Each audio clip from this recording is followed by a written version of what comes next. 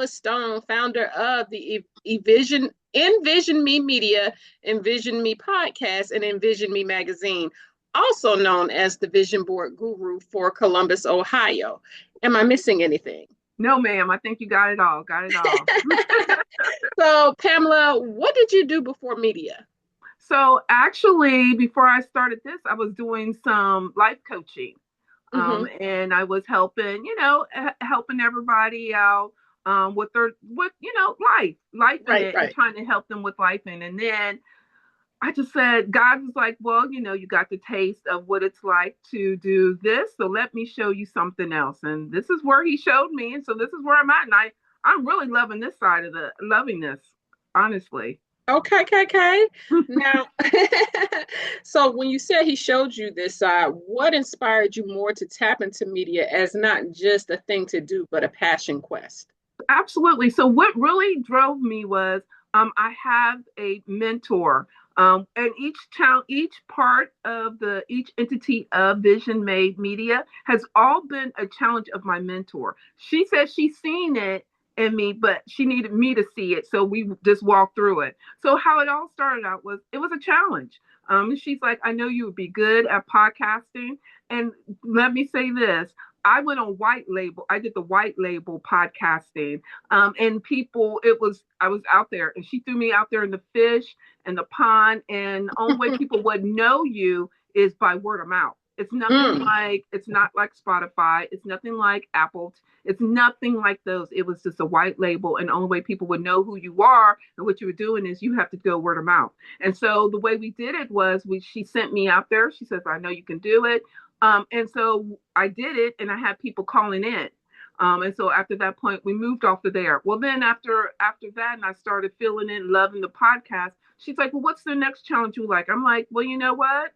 I was told I could never write, but I would love to have a magazine. And so that's how Envision Made Magazine was birthed. And this is where we are right now. Okay. Now, as far, like you said, you started out with a mentor. Women up in age, when should they consult a mentor? Let me tell you this now. Right now. Now. But I mean, I'm being very honest, because so many of us think, oh, I don't need it. I don't need it. It's for somebody else. No, we need it now, because if you do it now, when you get 5 months down the road, you'll be like, oh man, this was the best thing I've ever done, versus the struggle. And if you have a mentor, they see something. You have to let me say this, get the right mentor. Don't just get anybody. But the right mentor can see more than you can see, and they will walk you and push you through to the next level. And that's what I had.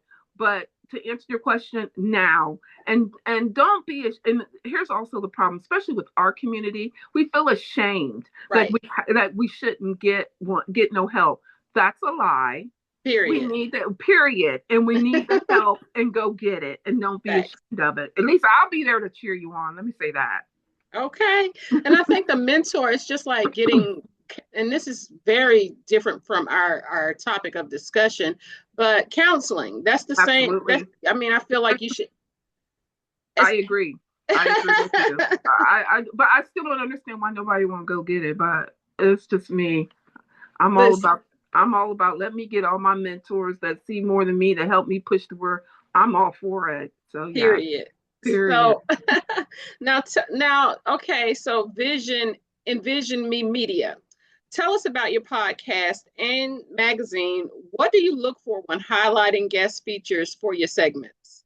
So first of all, for the podcast is all about, excuse me, touching women around the world. Mm-hmm. And some of us just like to listen. So I'm always out here looking for the 6-figure women that are out here rocking it, and knowing that they have faced the obstacles, so you can hear their story and understand, you can hear it and understand how they got there, and know that they're just as human as we are. They're just going down a different avenue. So I'm always looking for that woman that's making that more money, for the reason being I always used to have that question, well, they're making the same amount of me, what is that going to do? Versus now that I understand that women that are making that 6-figure, their mindset's totally different. Right. I agree. So that's why I go and I'm always looking for those mindset women that are making that amount of money, because they also can give us tips on how we can get to that point of where they are. And then for the magazine works the same way. But again, I have a lot of followers that like to read, not to listen to the Right. podcast. So I again still use that formula. I'm going after the writers that are writing the magazine that are able to, one, know what it's like to be at the point of my what ifs, I can't, or facing I don't even know, or facing the struggle, and they've overcome that struggle, but yet they're out here still rocking it, going after the 6-figure money again, because I had a reader that was like, well, I can do this, and knowing that our mindsets are not the same. Right. So that's what I always do, and that's always the criteria first and foremost before I go any further. And then I go through an interview process. So after you have done that, I still interview people to make sure that you are a fit for Vision Made, because not everybody's meant for us. Right. And so I always make sure that you are a fit, and I talk to everybody. So everybody that's been on the podcast, and I've been doing this now for almost 4 years, I talk to everybody, and everybody that's been writing, that has written in the magazine or will be writing in the magazine, I talk to them all. Well, congratulations, because that is a big job. It is. Media is just not. People think when they see a podcast, when they see one, they've seen them all. That is so untrue. They are very different, and what we bring to the table is definitely different, as it appeals to what our market is. Absolutely. So, now, what is Book on the Shelf? So Book on the Shelf is one part of my segment that actually it had came out of Envision Made Magazine. I believe in order for us to get to our what's next, which also is one of our phrases that we use inside of the media company business, is your what's next. Well, in order for us, all of us to get to our what's next, I think one way to do it is to expand on our mind. Well, one way we can expand our mind, the most easiest way, is to read. And so Book on the Shelf is actually a book club that I have. And so what I do is I'm always reading. Like, I literally have 90 books in my Audible books. And so, yes, I've listened to all probably 5. Right. I love me some reading. And so I always pick a book, and we just talk about the book on the shelf. So that's what a book on the shelf is. It is actually Vision Made book club inside of our business. I love that. I mean, there's so many avid readers that's still out here that love to pick up a book and just feel the textures and just get into a good story. So, oh my goodness, I love me some. I love me some. I not only have the 90 books, but I also have a bookshelf of books too. So I love me some books. I love to read. Oh yeah, you love to read. So if you read, you can write. That's the rule of thumb. Absolutely. Now, what has been your most dynamic conversation that has educated you while on your show? Oh, I've had so many. I'm gonna work with my recent one. My recent guest, her name is Tammy Polk. Her business is writing. She's a literary coach. She's written over 200 books. Wow. And what I learned from her is she taught me I can't becomes a I can. And what I mean by that is she was always told no, that none of her books could be placed into a bookstore. So what did Miss Tammy do? She went and made her own bookstore with her 200 books, and she puts those books in her bookstore and invite people to her bookstore. She has taught me so much about letting anybody that says no or you can, and she's been doing it. And not only does she do that, she's even invites people into her bookstore to understand it's all about showing you how you can be this writer that she is, but on a lower scale. And so she sits down and gives you a really quick, and it's amazing to hear how she has connected her literary business into her bookstore that has now grown into this. And not only does she sell her books in her bookstore, she's on all these major platforms that people told her that she couldn't do. Look at God. Okay. Period. And it's crazy. I have a question in alignment with what you just said, but I'm going to ask you in a minute. Now, you make vision boards also, and not just annually, you make them monthly, and that's a to do for you. So, what stirred that movement? Well, one, I've noticed when before I got to this point, I love vision boards. I have literally 10 in my room. I have some on my phone as well. But I'm always asking everybody, okay, we've made these beautiful boards, right? We Right. sat down, we blessed over them, fellowship over them. Now what do you do? And Facts. everybody has always said, well, I put them in the corner collecting dust. And I'm like, well, why? And they're like, well, what I put on there is so big.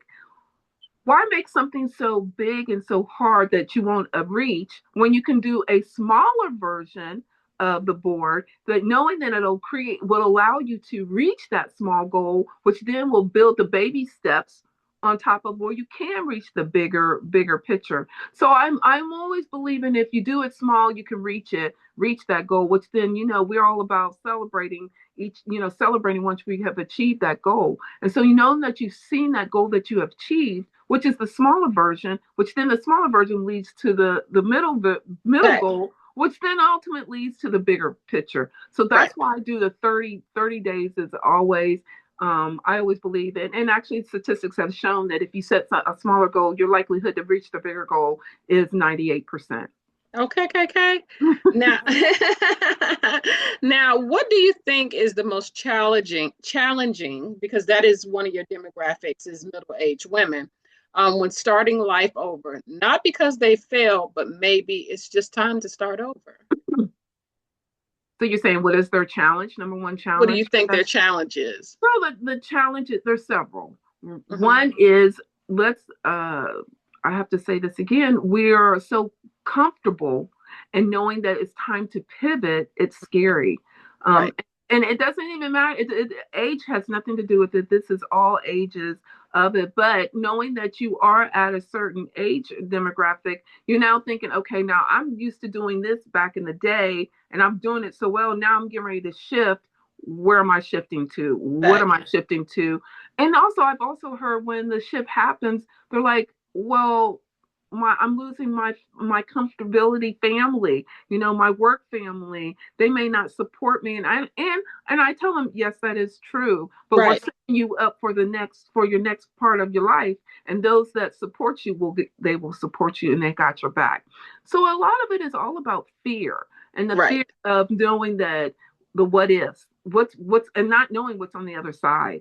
But as I always tell my older women, as I'm like I'm y'all's cheerleader. If I can do it, trust me, you can too, and we can walk hand in hand together and achieve this what you want to achieve.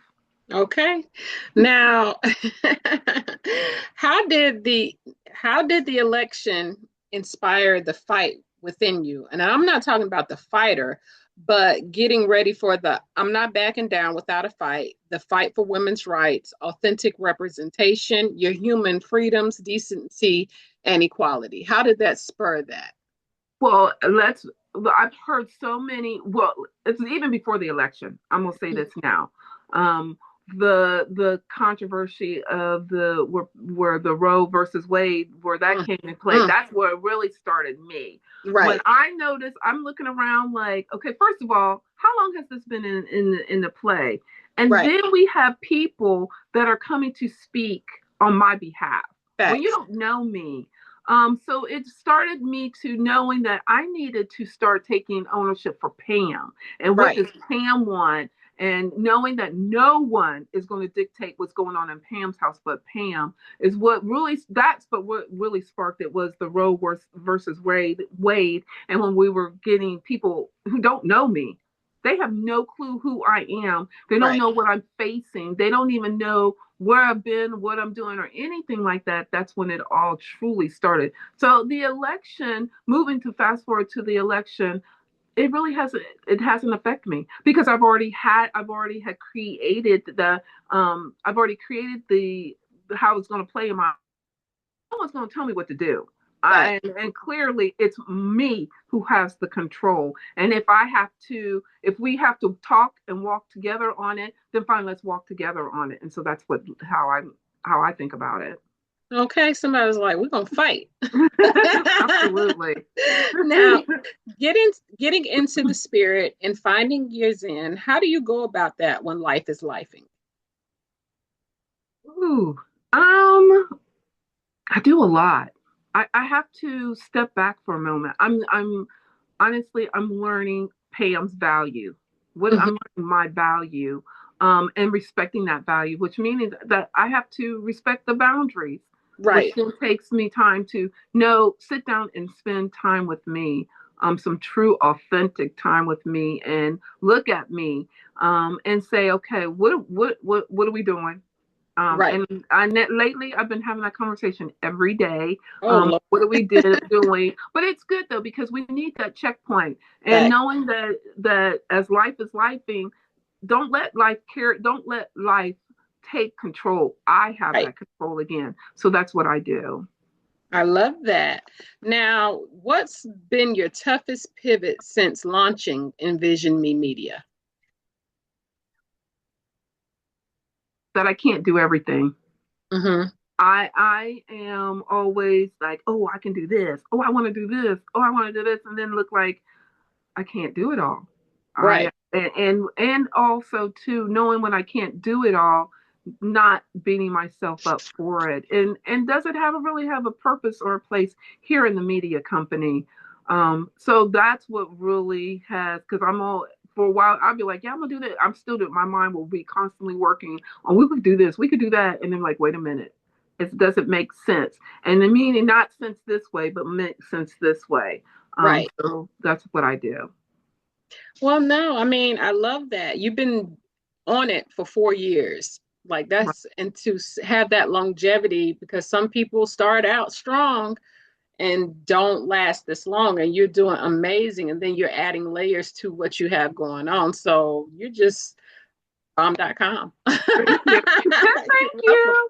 you. So you base your statement or your mission statement using positivity. Why is this so important? Positivity, we need it. And also to understand some women need to see that their cheerleader is in their corner and's got their support. And what I mean by that is when I started out this journey, actually 5 years ago when I really started putting my toe into the entrepreneur world, I didn't see that much of positivity around. I didn't see like even women that's coming to my age didn't see the positivity like, girl, we're going to do this and we're going to rock this together. And also, but understanding that you only need as I'm always been told by my mentor, you only need four people to hold your table and understand who those four people and how they play the dynamic in your space is why I had to create that positivity. I wanted women to understand at our age we need the positivity because we do our bodies are shifting, our minds Right, are right, shifting, right. and everything is shifting. And knowing that it's not a whole hum situation. It's girl, we got this. Let's brush our shoulders off and let's keep going. Period. Now, who are your four people? So my four people are, of course, I have my two mentors, right? Right. And then I have my two ride or dies that we've been rocking it since even, especially my girlfriend I just got off the phone with. We worked together, and then she's the one who really taught me or let me put my toe into entrepreneurship. Where we started, and we still to this day have our own event planning business. Don't Aw. listen. I don't even know how event planning came out to where she has her own marketing business and I have my own media business. And I guess we said, well, shoot, let us relax and this will be our little mindset getaway. We'll do event planning, but we haven't done that in a while. But she allowed me to even do my creativity, starts the creativity over there. So that's where it really started, and here's where I am. So, my next question is, we know what the old folks say, and they always have wise instruction, but what's one uncommon piece of advice you've received that's helped you along the way?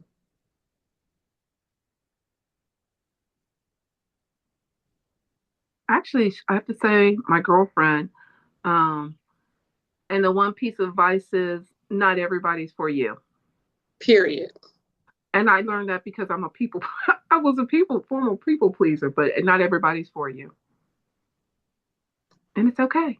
It's okay. Can't take everybody with you, and that includes family. I learned that. I learned that the hard way. Oh man. It's okay. I'm sorry. My nephew is needing to be picked up. And I'm sending him an Uber. So if you see me looking at my phone, I'm trying to make sure. Like they think things are so instantaneous. Right. Uh, Oh yeah. I understand. right. I'm like, I just sent the Uber. It's gonna take some time, bro. Right. Now, running a business is hard, but running multiple businesses is just like you said, you're doing event planning. You got all of these things. While pouring into others is extraordinarily difficult, what are ways you keep your mental health in check so you can stay anchored and in alignment? Journal. I journal every day. Journal.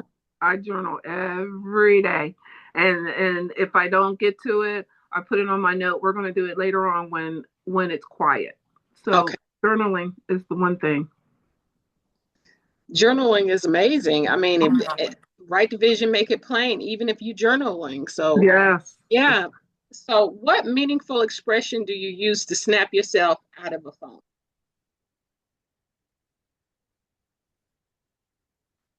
I'm always like, my famous line is, "Girl, let's brush our shoulders off."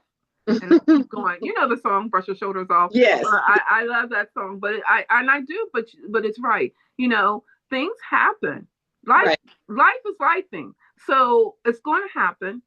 Let's get up and let's brush our shoulders off and keep moving. I tell everybody. I even tell my grandkids that. So yeah.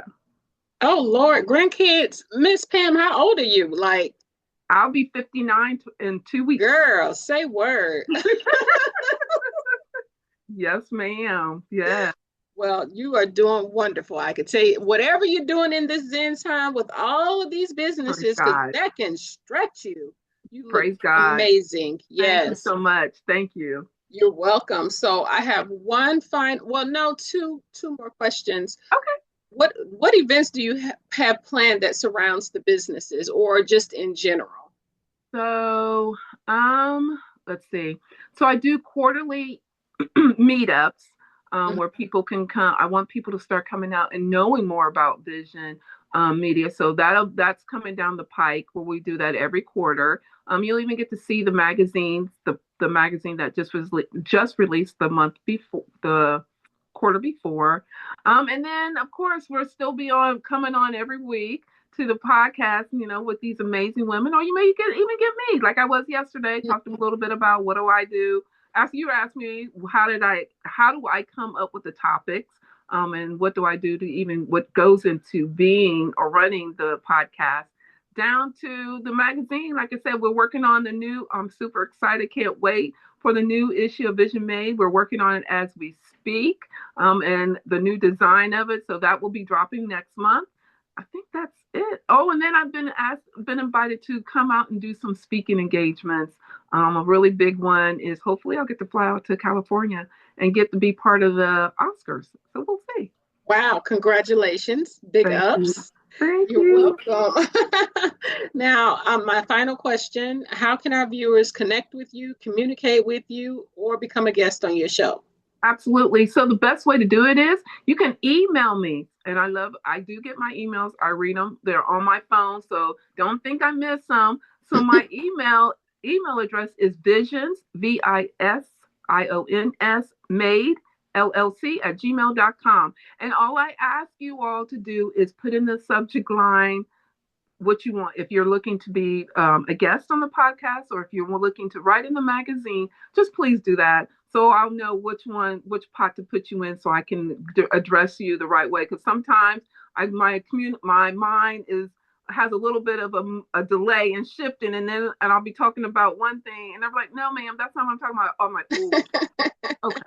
Same. So, absolutely, absolutely. So, do you have a social media for the? I do. Okay. So I am on Facebook under Pamela Stone, or you can also find me on Envision Made Media. You can also find the Vision Made Media on Instagram and TikTok. Miss Pam, you've been letting me say Envision Made Media since. I know, I caught it. Look, I'm so excited of being a guest. I'm like, I'll let her know. You. Absolutely. I've heard Vision Made a lot. Miss Pam, you didn't correct me. Because it's Envision Me. It's Envision Me. It's the Envision Me show, but it's Vision Made Media. Okay. It's the whole umbrella. It's okay. It's okay. So thank you so much. I really respect and admire what you have going on. Just being a strong Black woman. And look, Monday is coming and we got to stay resilient. Absolutely. Always. Always. Stay strong. Thank you, Queen. Thank you, beautiful, for having me. This was fun. Thank you.